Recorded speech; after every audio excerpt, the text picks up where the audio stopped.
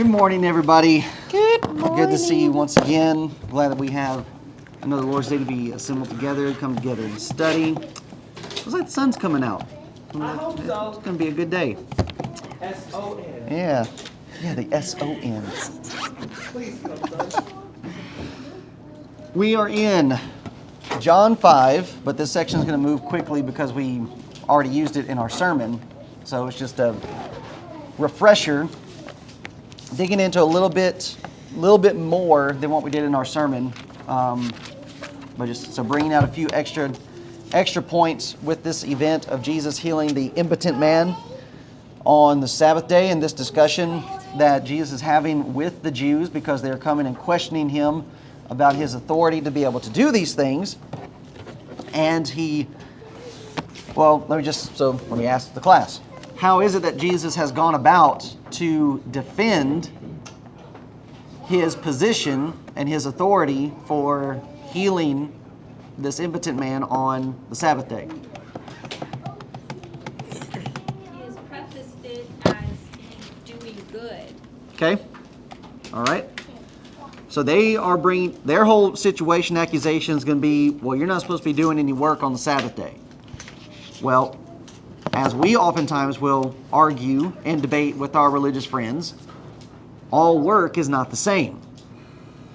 That yes, if you are just out here carelessly doing things that you should have been preparing for the day before on Friday to get you ready for the Sabbath day to be able to rest, then yes, you would be in a situation of condemnation.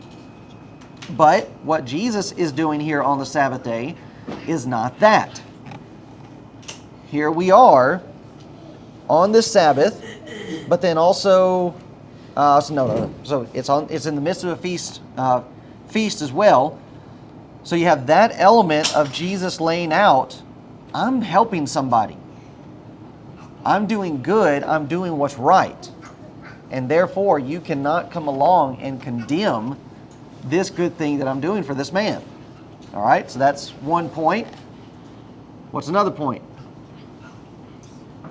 He says that he is the Son of God and he can't do anything that the Father doesn't approve of. It comes from God's own authority. Okay, so then he brings in the fact that he is in fact the Son of God.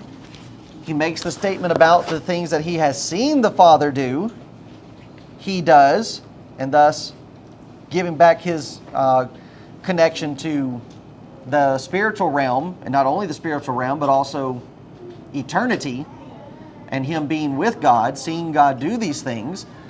And that argument, or that point that Jamie just brought up, bleeds into another argument that he uses,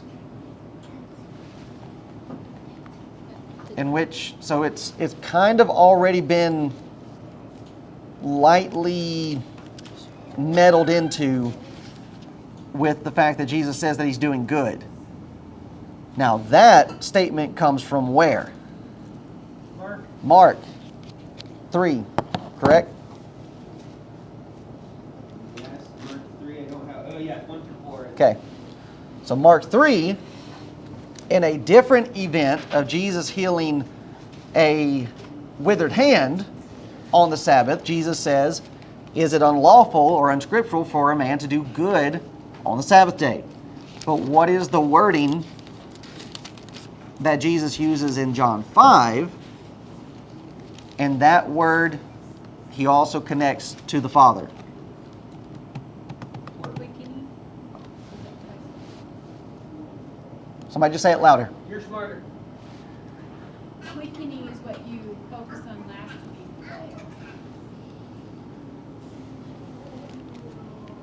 So it's in connection with what Jesus has seen his Father do. And that's specifically on the Sabbath day. Did we not say work already? You're looking for something else? Well, no, we actually didn't say that yet. Okay. I said work. Right. Jesus makes the argument and the claim, God is working on the Sabbath day. And so since the Father is working on the Sabbath day, then what about the Son working on the Sabbath day? All right, there's an equation in that. And that's something they were not remembering, that they had forgotten. Though they are resting, God is continuing to work. And so if God is continuing to work and do good for them, here's Jesus, now He's on earth, He's God, He is able to work, and He is able to do good, even on the Sabbath day. Okay, so what's another?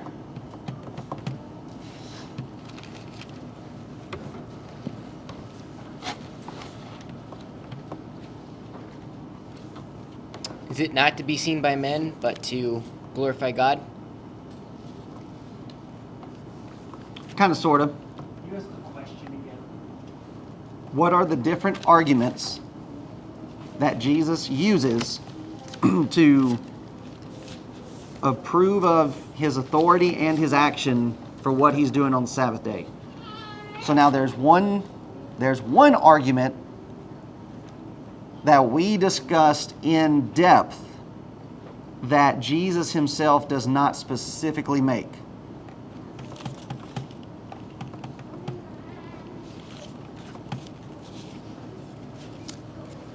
Oh, he doesn't rely on miracles. Okay? He refers to the word, Okay. which is the answer to up there. Okay, yeah. Thank you, Micah. So there's an argument to the Scriptures itself, improving His authority and His sonship, His deity, and relying back on searching the Scriptures, for in them you think you have eternal life, but they are they which testify of me. And that's a correct answer, but it's not an answer to the question I was asking. So what about the day that all of this is happening on? Sabbath. Okay, so what about the Sabbath? What's the lesson behind Him doing this on the Sabbath day that they should be remembering? That they were supposed to do good. That, Remember God's mercy. yeah, they were supposed to remember what God had done for them. But, and then thereby also being merciful to others. But they chose not to. They kept the law, but they weren't spiritually living it. Okay, good. So we went back to Deuteronomy 5. Moses is given a second telling of the law before this next generation goes in to take the land of Canaan, gives them a listing of the 10 Commandments, and in the discussion about keeping the Sabbath day, he mentions to them that they are keeping this to remember how it was that the Lord had brought them out of Egypt and how that He had delivered them from bondage. There they were, nothing that they could do. And God stepped in and delivered. And that's why He gave them the Sabbath day. You're resting, you're reflecting, you're meditating on these things. And as you reflect and meditate on these things of what God has done for you, as you both mentioned, you then are supposed to reciprocate. That is supposed to build within you such a grateful attitude that now as you are involved in these things on the Sabbath day, you're going to go out and you're going to do good for others. All right. So very good. And he also brings up the witnesses of John, witnesses of his miracles, witnesses of the Father, and as was mentioned here on the screen, the witnesses of the Scriptures. To the Word, Scriptures, what was written, what was wrote before, and that all of these things are being used to back up and to confirm the things that He is not only saying, but the things that He is doing as well. As we've mentioned many times in our classes, as we're going through these gospel accounts, we are continuously witnessing Jesus practice what He preaches. Okay, you're supposed to go out. Those are going to be the grace in the kingdom. You serve others.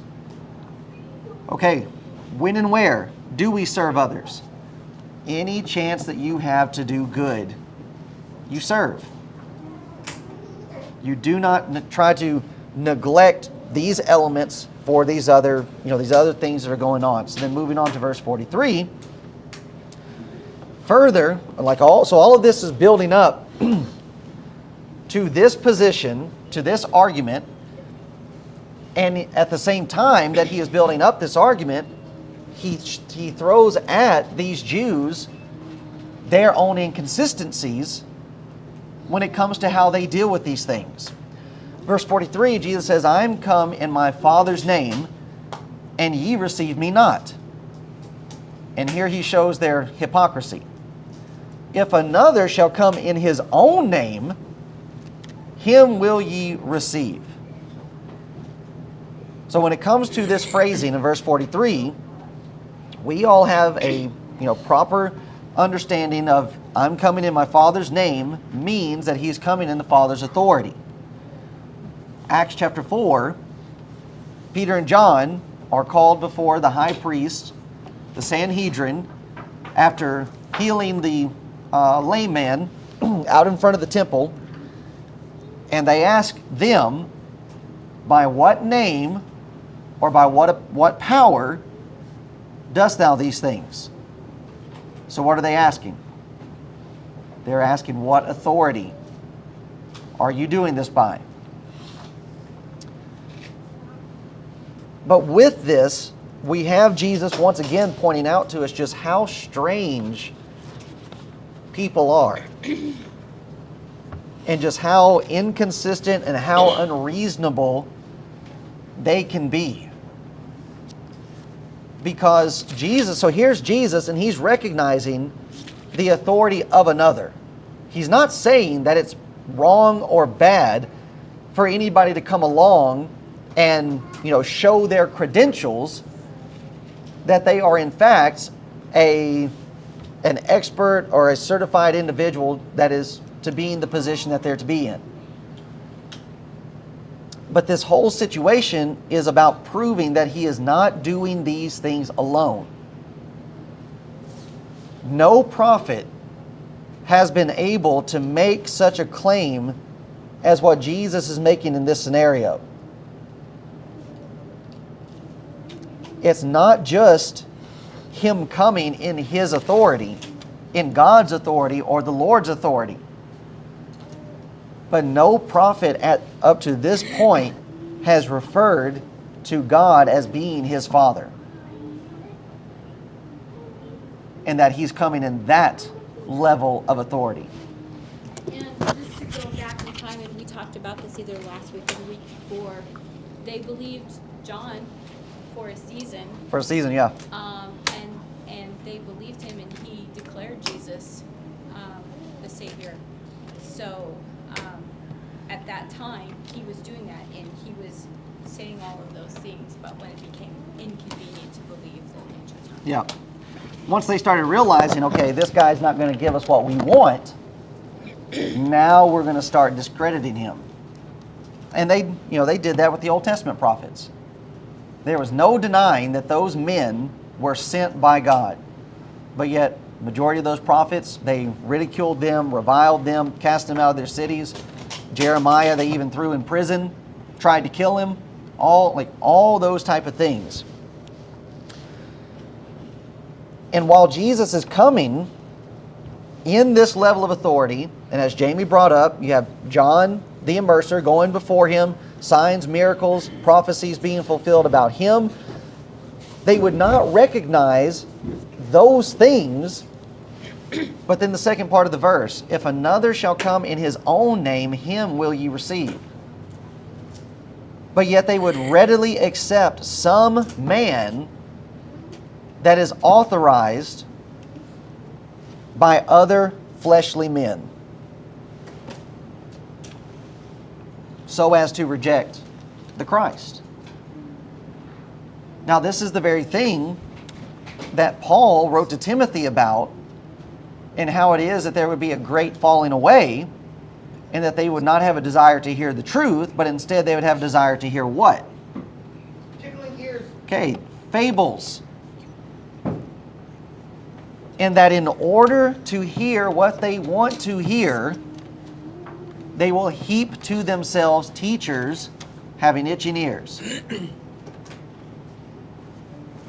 That's what's going on here.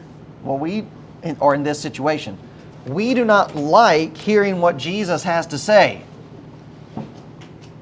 So we'll go find somebody else that has some other credentials, that has people that can sign their name to him being a good teacher, and he'll give us what we want. That's what's happening throughout the religious world today. The reason why most people today are going to the different places of assembly that they're going is because he gives me stuff that I like to hear. Well, when has he ever given you something you haven't enjoyed hearing? And if somebody's been in a congregation and they haven't heard anything that's caused any kind of stir inside of them because of what's being taught, you've got a problem. And it's not just a denominational thing. It's not just a sectarian thing. It's a brotherhood thing too. We have brethren that are going to places with men that, okay, they're licensed. They've got other men that can quote unquote vouch for them. And they're coming into the authority of another, but are you coming in the authority of God?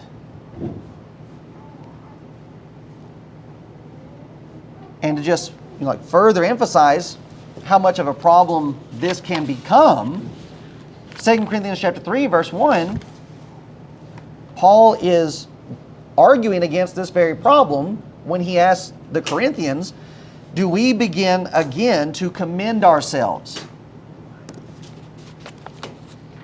Do I have to come to you talking myself up as to who I am, what I'm doing? No, because you can witness it. I don't have to come around talking about what I'm doing. You can see what I'm doing. Or need we, as some others, epistles or letters of commendation to you, or letters of commendation from you? Does Paul, as an apostle, with his reputation and his record of the things that he has been involved in, the things that he's currently involved in, does he need anybody else to write a letter? Yeah, we'll vouch for Paul. Yeah, Paul is somebody you can listen to. No, he doesn't need that. Now, it's not a situation that those things are bad within themselves. But we can view it throughout our brotherhood that when it comes to them finding a preacher or somebody to come along and work with them, it's all about, well, who can vouch for you? Who can commend you? Well, what school are you from? What kind of circles do you run in? Whose names can you drop? It's good to have all those things, but those things are not the final authority. What is a huge point, what is a major factor that was left out in those questions when it comes to finding somebody who's going to teach, preach, lead, guide the people? Huh? Is it scriptural? Do you speak the truth?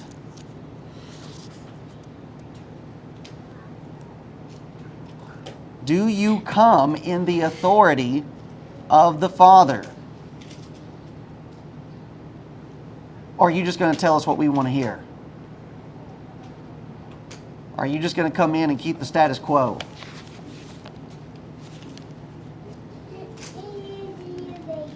And Jesus, Paul, the first century brethren, they are fighting that very idea. They're fighting that very problem.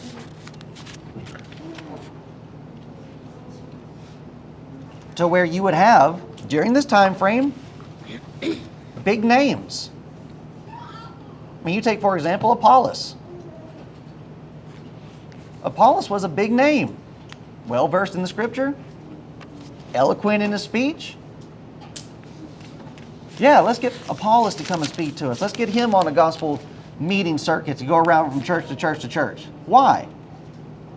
Well, he can quote a bunch of scriptures, and he's a good speaker. Okay, but does he tell you the truth? And our brethren are not thinking about those things, and we've got a bunch of false teachers running around in the midst of our brethren, going from place to place, and nobody has any idea where they actually stand. Well, they say the right things. So do the Pharisees from time to time. Would you want any of them coming to your gospel meeting? Well, no. Because though they may speak the right thing, they don't do the right thing. And thus Jesus has given us the illustration, speaking it is not enough.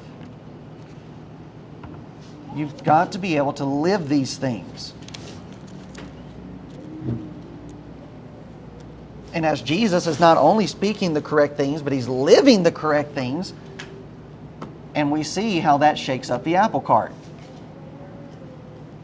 Here are the Jews, and Jesus is causing a huge commotion because he's going against what is their normal. They don't like it. So what? Jesus knows what he's supposed to do. Jesus knows what he can do. And he does it. So then Jesus goes on with the argument, verse 44. How can you believe which receive honor one of another? And seek not the honor that cometh from God only. So here he once again, this was the operation of their leaders. What we have being discussed in John 5 is the same discussion of Matthew 6. They're praying on the street corners. They're giving alms. They're helping the poor. But why are they doing it?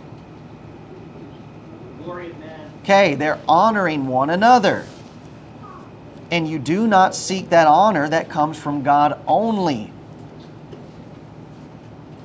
At the end of verse 2 in Matthew chapter 6, Jesus says of that kind of activity, verily I say unto you, they have their reward.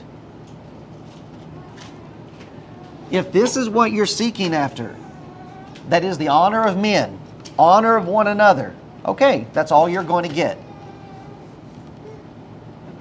But you're not going to have that honor that comes from God only. So you have the very argument that Jesus presents. I think it's Luke 9.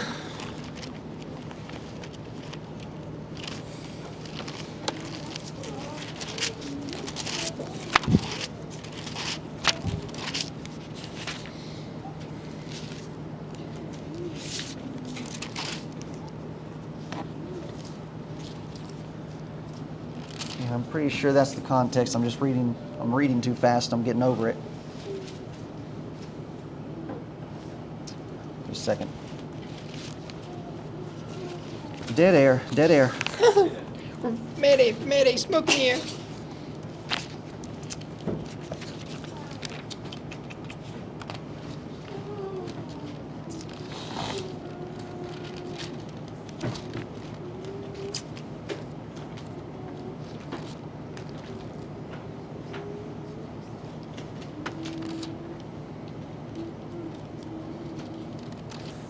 It's not Luke 9, it's Luke, it's Luke 6. Luke 6:26. Woe unto you when all men shall speak well of you. For so did their fathers to the false prophets.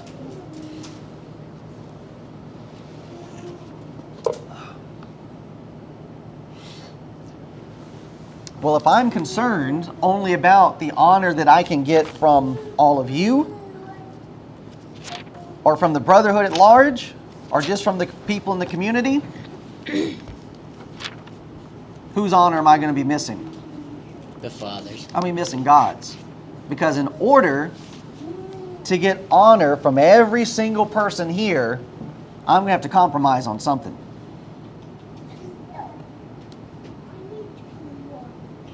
I'm not going to present to you what the truth actually is. I'm just going to give you what you want to hear.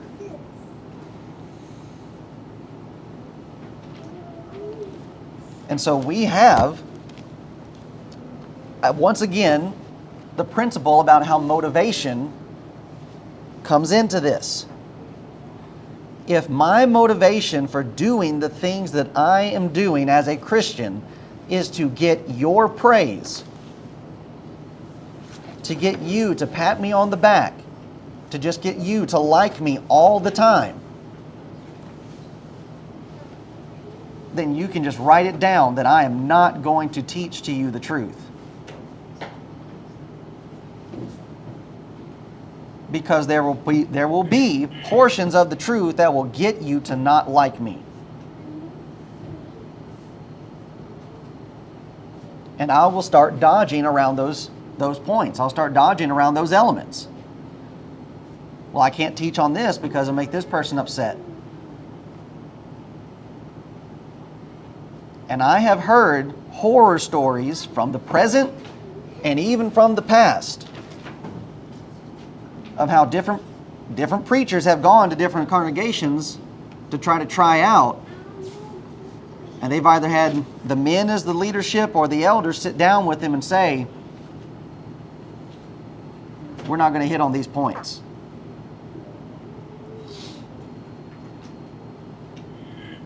And we've even had that go on in the midst of our present history. Just on the things that we've dealt with as a congregation here and trying to help other congregations that are around us. We'll go in and point out problems that they have. We don't want to talk about it. So you're just going to let sin continue. Just going to let sin spread. And then you think God's going to be pleased with you? You think that you're doing the Lord's work? Nah. Our brethren will readily use passages in their sermons like Galatians 4:16, where Paul writes to the Galatian brethren, he asks them the question, I therefore become your enemy because I tell you the truth. Many will quote this, but they are not willing to live this.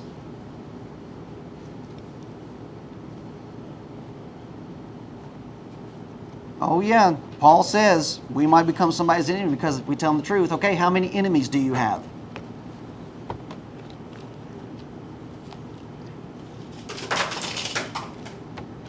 And the number of enemies that you have is going to equate as to how much truth you present.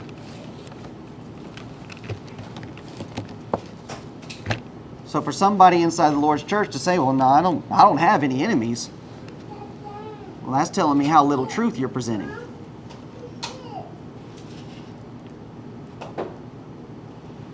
And when it came to dealing with the problems of the Galatians, there was not a stone that Paul did not leave unturned when it came to dealing with their problems. Many will quote this, but they will not live it because they cannot stand to have any negativity pointed at them.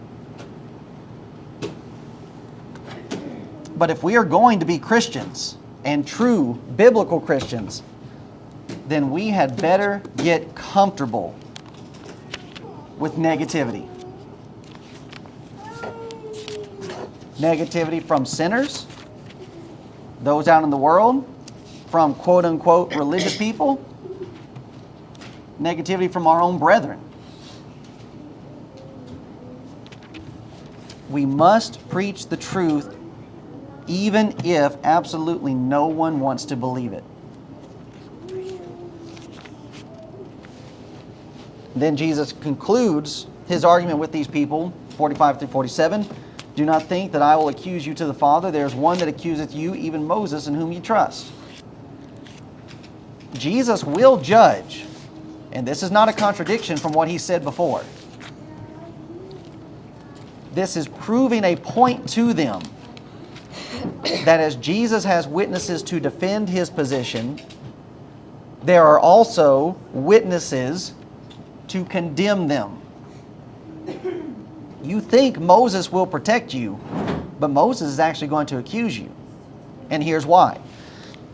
For had you believed Moses, you would have believed me, for he wrote of me. But if you believe not his writings, how shall you believe my words? There's a lot that's wrapped into this point.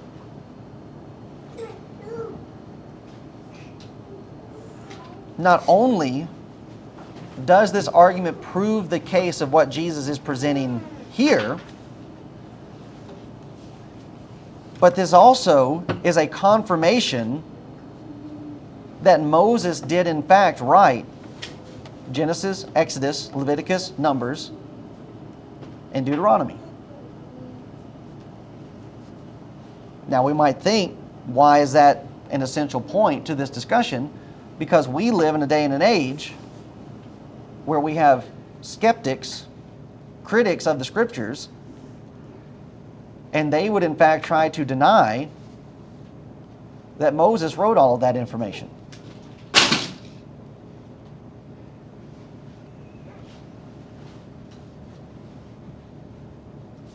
Christ is in fact written about through those books. Genesis 1, we have creation being created, being made by the Word. Genesis 3, we have the seed promise at its very beginning. Genesis 4, and the lamb that Abel offered as a sacrifice. That's a type of Christ. Moving on to Noah, destruction of the earth, the promise that's made with him, the covenant that continues to press forward. That's in reference to the Messiah. Exodus, and in Numbers, the leading of fire, the leading of the cloud, the rock, the stone that followed them throughout the wilderness. All of those things are images of the coming Christ. Leviticus, all of the sacrifices, all of the blood that's being shed, all of the feasts, and the references to mercy, grace, compassion that's found throughout those elements. You get over to Deuteronomy 18. No, Deuteronomy 15, 18 and 19. And the promise of a coming prophet. All of those are in reference to the Christ. And Jesus says, you read Moses, Moses wrote of me.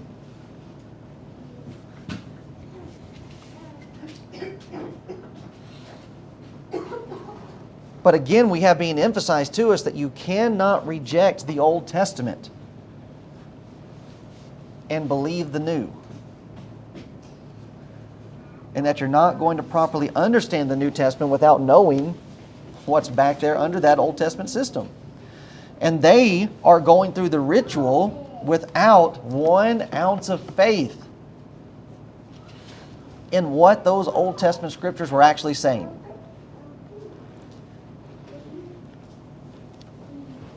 And all of this in 46 and 47 is a similar conversation that Jesus has about Lazarus and the rich man. Luke 16:27, then he, the rich man, in torment said, I pray thee therefore, Father, that thou wouldest send him to my father's house. For I have 5 brethren, that he may testify unto them, lest they also come into this place of torment. Abraham saith unto him, they have Moses and the prophets, let them hear them. And he said, Nay, Father Abraham, but if one went unto them from the dead, they will repent. And he said unto him, If they hear not Moses and the prophets, neither will they be persuaded, though one rose from the dead. If you will not follow the truth of his word, a miracle is not going to change one thing about you. And that's going to be shown in John 6. You will follow the miracle but you will not follow the truth. You will not, in fact, follow the Lord Himself.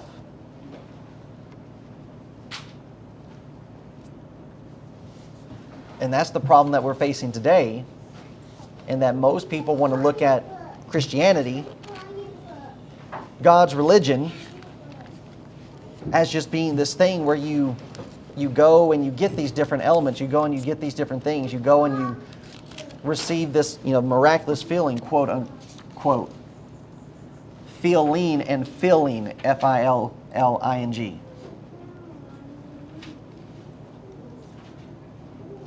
Okay, you come to this place, quote unquote, to get that, but are you following the Lord when you leave? Are you living like He says that you're supposed to live? Once you come in to get that filling? No. The very problem that the Jews were having is the same problem people are facing today. So before going into John 6, any questions, thoughts, comments on what's happened in John 5? Could you just say again to me what you said with regard to, I just wanted to get it a little bit, go over it again in my head about the Jews were following, but they weren't believing. They were just going through the ritual, that's what you said? Right. Okay. They were going through the ritual, going through the tradition without any faith. And that's something that we've brought up time and time again when we're thinking about, which we're going to discuss it again in John 6 because it's going to be recorded for us. Peter getting out of the boat to walk on the water in the midst of the storm. Or excuse me, not in John 6. But how it was that Peter had the faith to get out of the boat. He had the faith to walk for a little bit. But faith stopped. And he started sinking. Same thing can happen for us. Okay, we can start this walk and we can start it in faith and full confidence of what it is that Jesus teaches and what Jesus promises. But as we go through life and life gets hard and we start losing sight, we stop looking at what Christ has promised and we start looking at things that are going on around us. Okay, you can still be going through those motions, but not having the same conviction. It just becomes routine. So they struggled with their faith the whole time. Yeah. But the Samaritans were more closer to faithful because they were still looking, because they had the Pentateuch, and that's what they went by, even though they were wrong. But they had the faith, and so they accepted Him. But the Jews the Pharisees and of that ilk, they did not have that faith. It was just about a cultural thing. Yeah. Culture, history, this is just our lineage, and specifically with the Pharisees, this just makes us look good. And then with the Samaritans,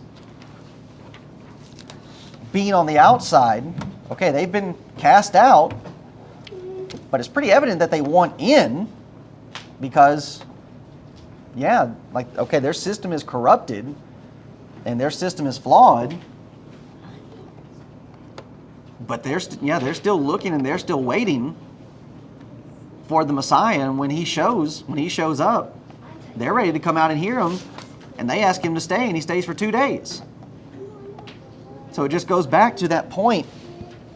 It just goes back to that point of finding the ones that are really in need and that know that they have a need. And I would say the Samaritans knew that.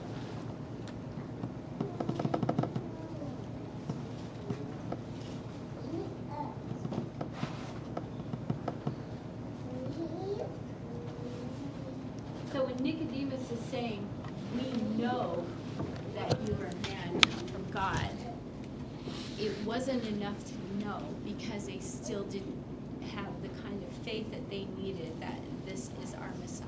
Right. Yeah. And so that's one of the points that oftentimes you'll hear denominational preachers, they'll make, so the only one I can think of is Andrew Sluter. But Andrew Sluter makes a point about the difference between head knowledge and heart knowledge. And he's right on that. You can know all that you want to know about the scriptures. But if you are not following by faith, then all that knowledge is not going to do anything for you. Because you're not going to do what it says. And that's ultimately what it boils down to. And not only just doing what it says because, it says to do these things, but it's a full conviction and a full understanding that if I do these things, God's going to take care of me. And that's the whole illustration with Abraham offering Isaac. Okay, here is God asking Abraham to do something that is extremely difficult. And Abraham is not doing it from the standpoint of, God commanded it, so therefore I have to do it. We know from the scriptures what his motivation was. You go to Hebrews 11, and the Hebrew writer tells us what? What was it that Abraham believed? That he could be resurrected. That God could raise him from the dead. That's faith.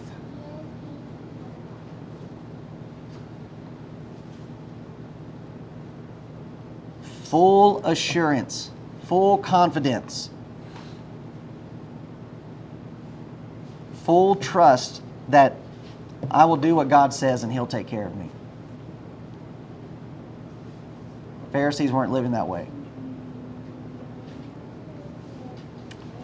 And we'll even see in John chapter 6,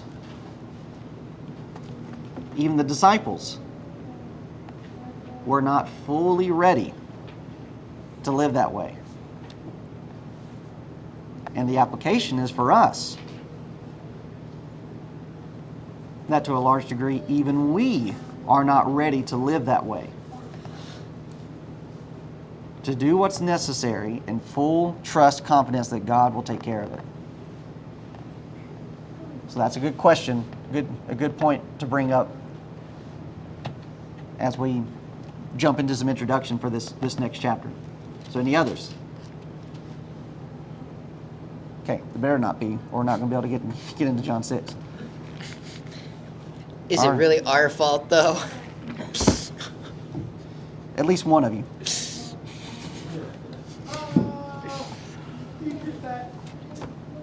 All right. Oh, I closed out the PowerPoint. It was still in there. Okay, give me a second. Okay, John 6 is going to bring us into a new history lesson. So, John 5, Jesus has been pulling so much information from the Old Testament already. John 6 is going to continue to do that. John 6 is going to be a wilderness history lesson. After these things, Jesus went over the Sea of Galilee, which, if you want some Bible trivia information for the next time we play Bible trivia, we have another name for the Sea of Galilee, which is the Sea of Tiberias. So when we are entering into chapter 6, this is going to be a high point in John's record of what's taking place. This chapter is going to explain some very difficult points because of a miracle that's going to be performed, and then we're going to have a long discussion. Jesus is going to present a long sermon about what this miracle meant. And what we have with this miracle is this is the only miracle. Hey, look at me like that. This is the only miracle that is. She's got this deer in headlights. This is the only miracle that's recorded in all four gospel accounts: Matthew, Mark, Luke, and John. So what does that tell us about this miracle? It was special. This is important. And we have Jesus transitioning from one place to the next. So in John 5, where has Jesus been? Jerusalem? Okay. He's been in Jerusalem on the feast, during this feast time, and he's healed on the Sabbath. John 6, we have the record saying after these things, Jesus went over the Sea of Galilee, which is the Sea of Tiberias. Now, he's in Jerusalem. Now we have come back into Galilee, crossed from Galilee over the Sea of Galilee, and he's going to be in a desert place. But where specifically has he gone? Samaria again? Not Samaria. He's back at his home base. No. Now, it's probable that he went to Capernaum first. And that in going to Capernaum, he then crosses the sea, and he goes somewhere, and we know where he goes.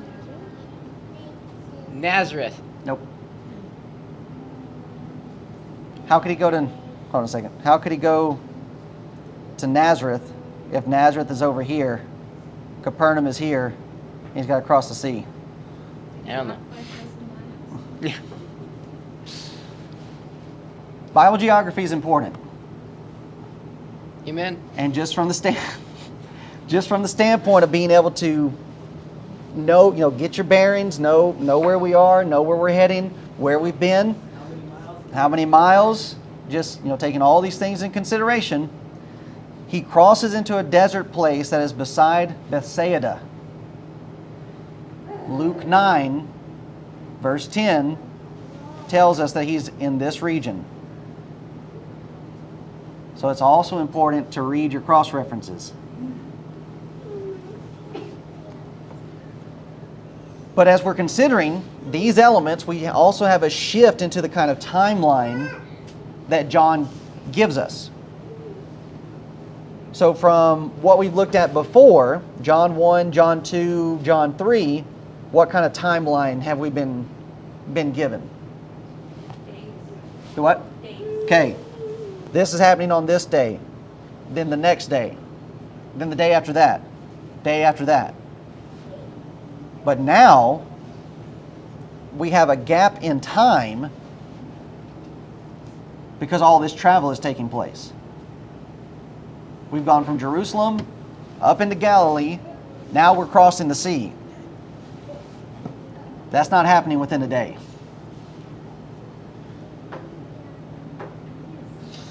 But as we are noticing all of this travel, we're also going to find that Jesus is not alone. Verse 2, a great multitude followed him because they saw his miracles which he did on them that were diseased. And Jesus went up into a mountain, and there he sat with his disciples. Now, the question is, why are they deciding to follow him? Well, text tells us because they saw the miracles. That's all well and good, but that will not be enough to get you to where you need to be. That's going to be shown later on in John chapter 6, and it's going to be shown in this very event with Jesus and his apostles. They had seen plenty of miracles, but even they were not at the level that they needed to be at. To produce the kind of faith and conviction to stay faithful to the end. Because what's going to end up happening to these miracles? They're going to go bye-bye Miracles are going to stop. until angels come back. That's what I was gonna say. Miracles are going to cease. So what will you do then? Okay, you are going to have to have the kind of faith that keeps going forward even if these things were to stop. And these people don't have that kind of faith. John 2 gives us the record Verse 24, but Jesus did not commit himself unto them because he knew all men. This is that crowd. Okay, he's a miracle worker. Nicodemus, we know you're a man sent from God because no man can do these things except God has sent him. Okay, that's good, but do you believe I'm the Son of God? No, I'm not quite there yet. That's what's going on with this crowd. Oh, he's a miracle worker. He can heal those that are diseased. But Son of God? No. And as we've discussed in our studies, the healing of these sicknesses was a sign that he could heal the souls of men as well. John 5, with the impotent man, he doesn't say to him, do you want to be healed of your disease? Do you want to be healed of your sickness? What's the question that he asked him?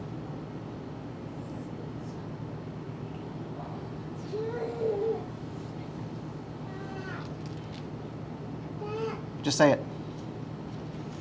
Don't second guess yourself, just say it. Will you be made whole?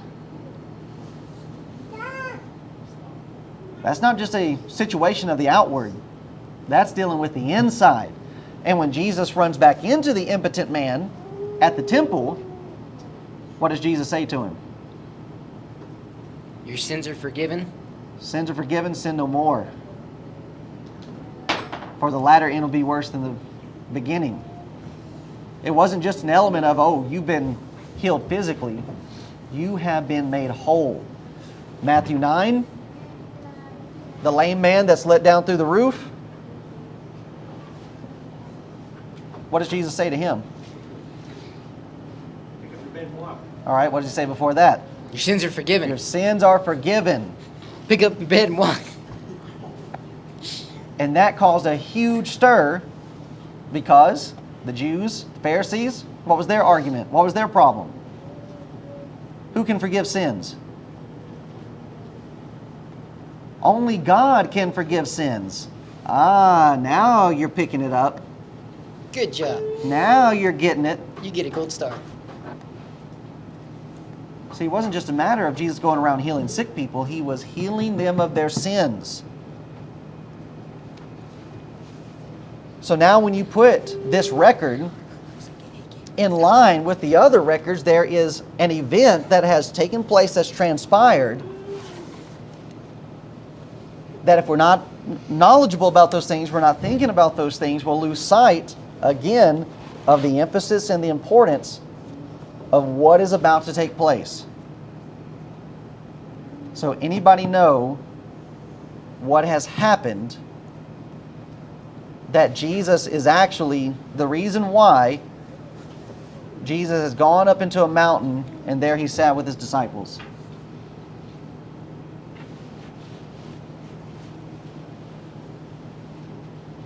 this when John died? Okay, very good. Matthew 14 is another record of this event. When it was evening, his disciples came to him saying, this is a desert place. The time is now past. Send the multitude away that they may go into the villages and buy themselves victuals. But Jesus said unto them, they need not depart. Give ye them to eat.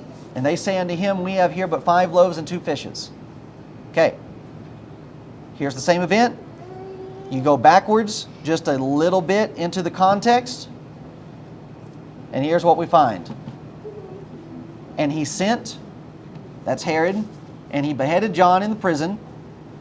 And his head was brought in a charger and given to the damsel, and she brought it to her mother. And his disciples came and took up the body and buried it and went and told Jesus. Verse 13.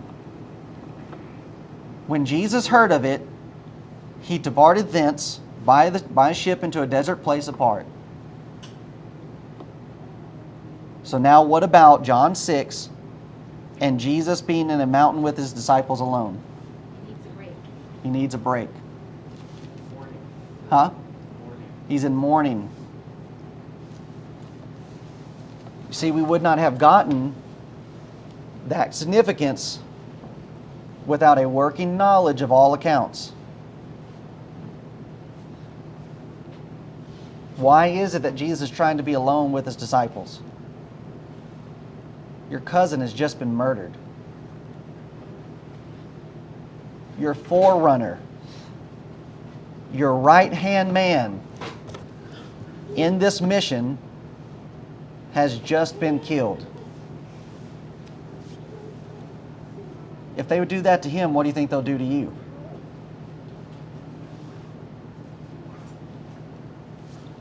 And here Jesus goes away with his closest companions to mourn, to grieve, just trying to find a moment to be alone.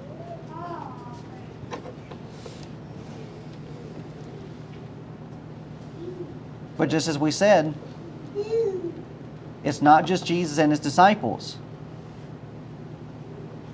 There's a multitude that's going after him. Matthew 14:13, when Jesus heard it, he departed thence by a ship into a desert place apart. When the people had heard thereof, they followed him on foot out of the cities. And Jesus went forth and saw a great multitude and was moved with compassion toward them, and he healed their sick. There's so many moving parts to this when it comes to the performing of this miracle, what he's doing for these people. You then attach to that John 6, we have some more information that Matthew, Mark, Luke don't give. Jesus went up into a mountain, and there he sat with his disciples, and the Passover, a feast of the Jews, was nigh. And when Jesus then lifted up his eyes and saw a great company come unto him, he saith unto them, Philip, whence shall we buy bread that these may eat?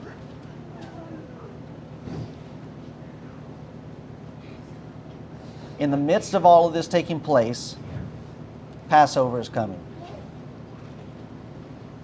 So there's a multitude that's already following him. They've left the cities, traveled out on foot. But with Passover coming,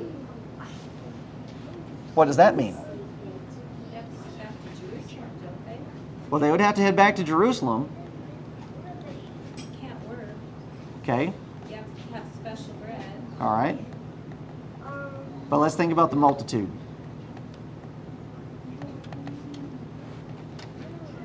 Okay, there's Jews. You've got one multitude already following him.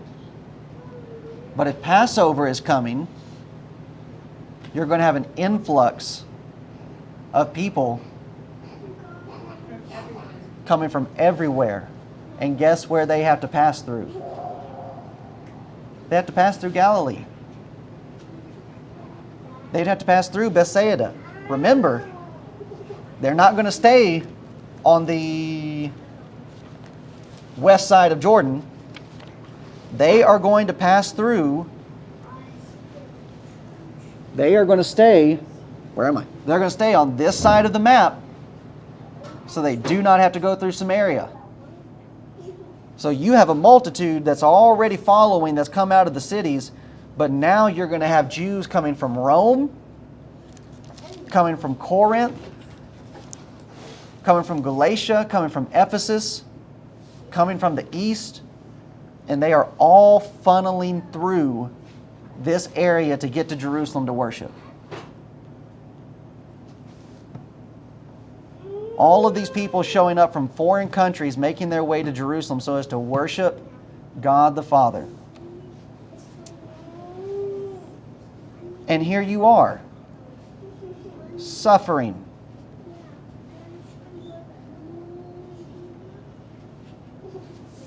You're suffering, but you have the ability to help these people with their needs. And Jesus does. So then when we think about these things happening close to Passover, what is it that Passover is about? Mercy. God's mercy. Here we have God once again helping, providing for His people that are in need. Passover is a time to reflect on God's mercy. And in this situation right here, God could have said to His people, just leave me alone.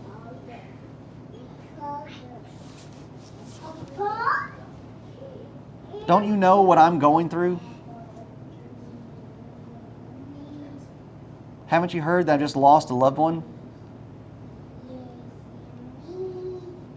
But Jesus is practicing what he's preaching.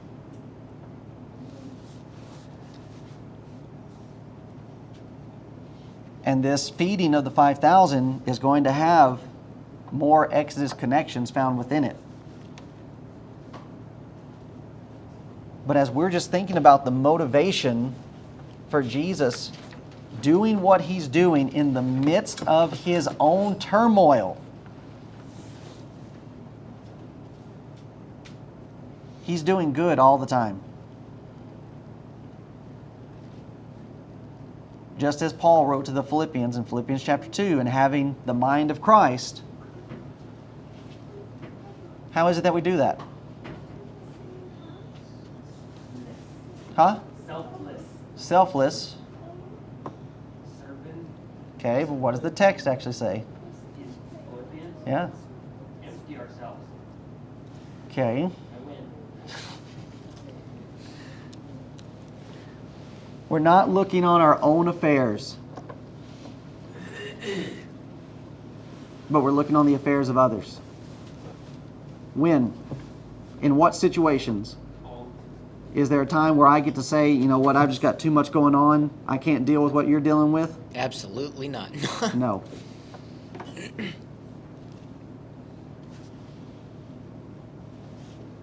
And that's a difficult thing. That's a hard pill for us to swallow. Because we want to think, well, no. My time is mine. But if we're servants of the King, our time really isn't ours. And that even in the midst of such turmoil as this and the loss of a loved one, if we have the opportunity to help those that are in need, we have an obligation to do it.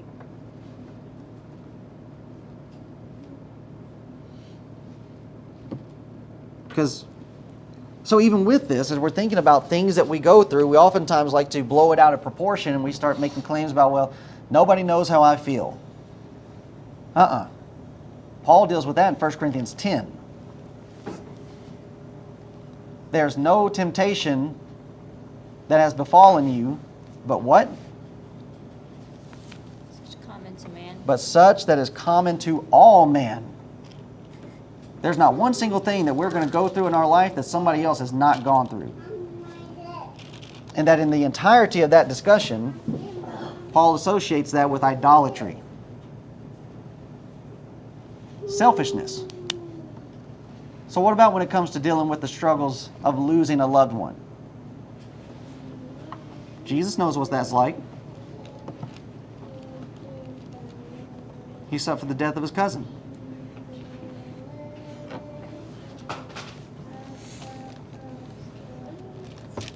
And what happens is we end up putting ourselves into a pit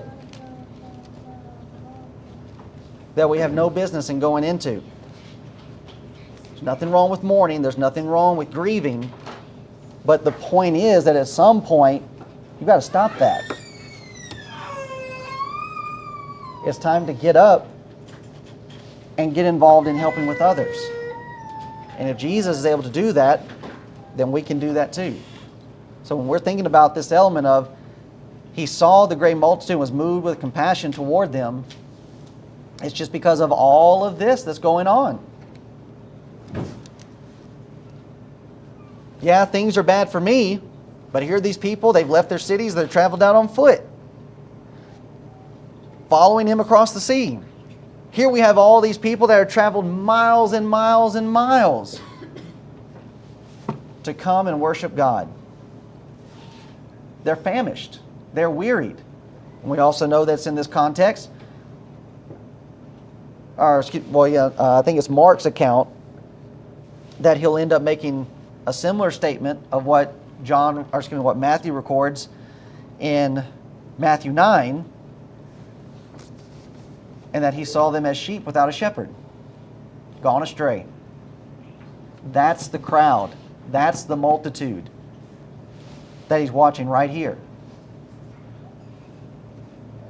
And Jesus gets up and he helps. Well, didn't he plot this? I mean, he is God. Didn't he plot this? He knew what was coming. He knew where he could go. And not only that, but he's away from Jerusalem, and he can have it his way out there in the desert with all of these people coming, with all of the people following, and do more good. He has more of a Costco grocery store versus just a little convenience store Right. for people. Yeah. To be able to be out here in the wilderness away from the opposition.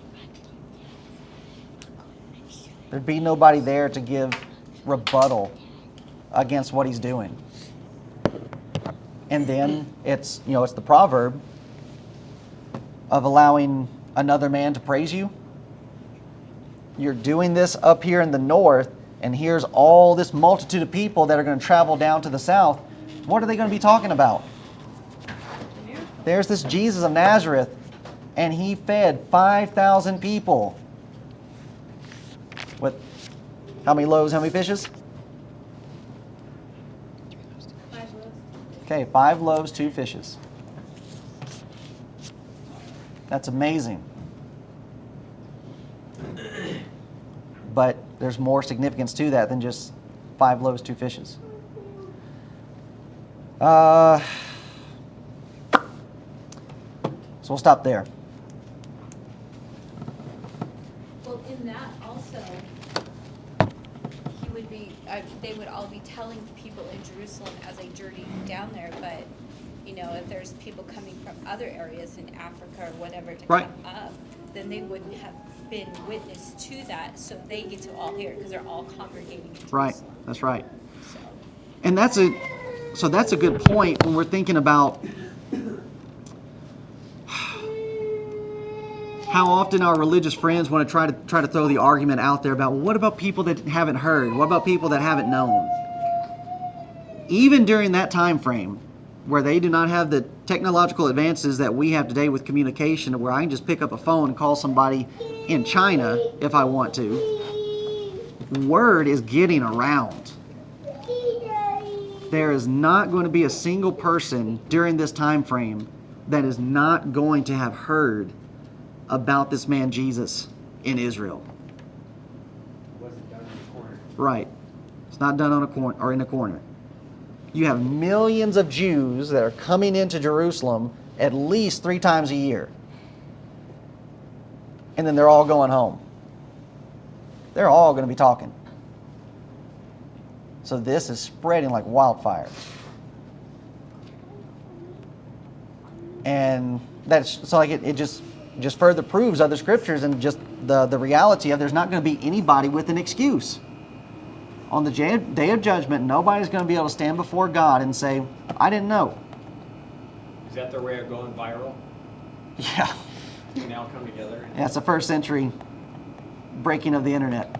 well, yeah, take a look at it. Look at, we have at our fingertips, we can open up an app and have the Bible right there. How Yeah. many people have phones? Isn't Yeah. it pretty much everyone now? Yeah. Everybody has access. Just comes down to the motivation, the drive. Do you want it? Most people don't. Except for the physical elements they can get from it. And that's what's going to be seen with the crowd here. So good point. Any other questions or thoughts? I just thought it was interesting, like with what Mom was saying, is, Jesus is planning this, and it's you're watching what Jesus does, and it is the planning of it's an operation of I'm gonna be here, and even when bad things happen, you have a plan B of, okay, I'm still gonna go through with my mission and keep going on, and it's just amazing to see, and how many Christians plan things out where, okay, there's gonna be people there, I'm going there, or there's gonna be people there, I'm going to the opposite place. It's people get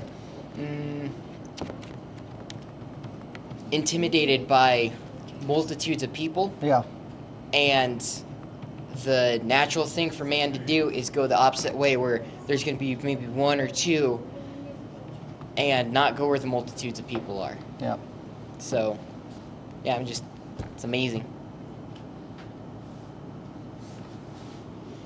When we have someone die, it's interesting to me. When we have someone die, we usually comfort one another with, well, they're only asleep.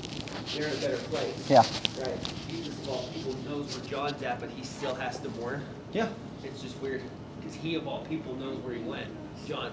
But yeah, he's physically gone, and so you physically, that's just weird to me. That of all people, well, I know where he is. He's fine. But no, he's still, But he's not here with me. It's yeah, it's just Yeah. weird. It's just weird that of all, it's a good thing. so sobering. It's a sobering thought. But there's no but. Just Jesus of all people knows where he went. He should feel fine because we usually say that, well, he's, whoever it is, they're asleep, they're fine, they're in a better place than us. You know, and Jesus knows that. Well, he's not suffering anymore. Yeah. But yet Jesus still, you know, I need to go away for a second. And I think that's a important point for us to consider when it comes to trying to comfort people in times of loss. I mean, it's just with the point that Jordan is making, it's that kind of stuff that people would normally say, and I know what it is. It's just the awkwardness of the situation that we're going to see this person. It's just, I feel like I need to say something. You don't need to say anything. Just as Jordan is pointing out in this situation, Jesus knows that John is fine. But it's just, I just need to go through this.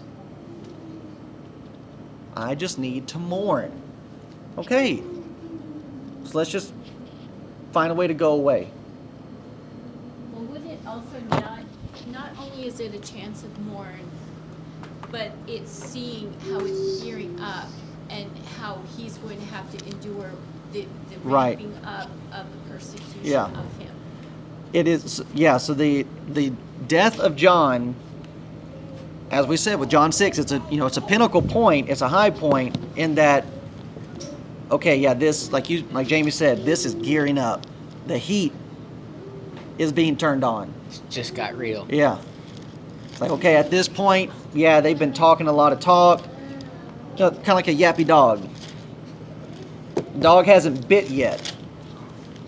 Well, now the dog just bit. And it's not only a concern for Jesus himself, but who else is it a concern for? The apostles. Here's what I'm pulling you into. Are you ready for this? Now, of course, Peter, oh yeah, whole hog, let's do it. But once you get in it, once it actually starts happening to you, then you start seeing the reality of it. It's like, so far it's been a way. Okay, it happened to John. Yeah. Hasn't happened to me yet, so I can still have courage. But once it starts coming close to home, then we start trying to find a way to get away from that pressure. Do they see it as that at that point? Oh, I doubt it. Yeah. Yeah, I highly doubt it. Never sure. So if we're looking at this in timeline with the other gospel accounts, we're in John 6, but we're also in Matthew 14. Jesus has already warned them because Matthew 10 comes before Matthew 14. Yeah, go figure. What just happened? And in Matthew 10, what is it that he's warning them about? Pick up the sword. You will be taken before kings, before governors, before the Gentiles. Or the governor's wife. Right. And you'll be persecuted. Some of you are going to be slain. Fathers are going to turn against their sons, daughters against their mothers, husbands against wives. This is how bad it's going to get. Now, like Jamie's mentioning, okay, I hear you saying those things, but just because I hear you saying it doesn't make it real? No. No. It's not until it actually happens, just like, whoa. He wasn't joking. Like, no, I wasn't.